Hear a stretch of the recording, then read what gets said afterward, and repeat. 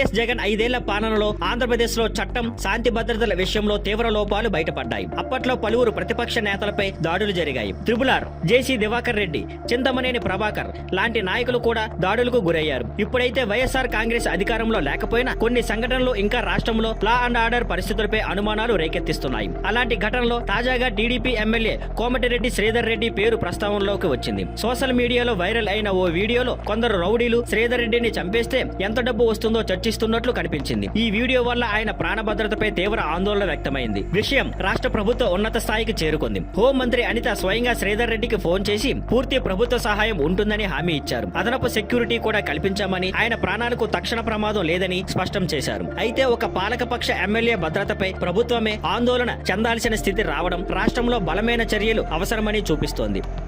Thank you for watching. Please like, share and subscribe.